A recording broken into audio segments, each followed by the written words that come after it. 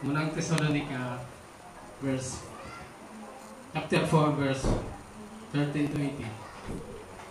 Mga kapatid, nais namin malaman niyo ang katotohanan tungkol sa mga namatay na upang hindi kayo magdalamhati tulad ng mga taong walang pag-asa.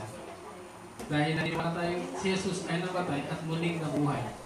Naniniwala din tayong bubuhayin ng Diyos upang isama kay Jesus ang mga namatay na sumasampalataya sa Kanya. Ito ang tinuturo ng Panginoon na sinasabi namin sa inyo.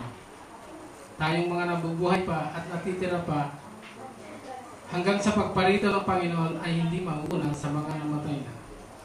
Sa araw na iyon, maririnig ang tinig ng arkanghel at ang tunog ng trompeta ng Diyos.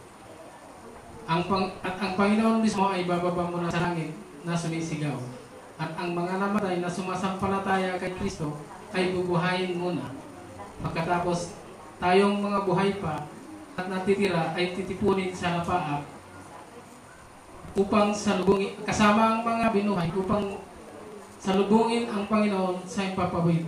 Sa gayon, makakapiling natin siya magpakailanman. Kaya, palakasin ninyo ang loob ng bawat isa sa pamamagitan ng mga salitang ito.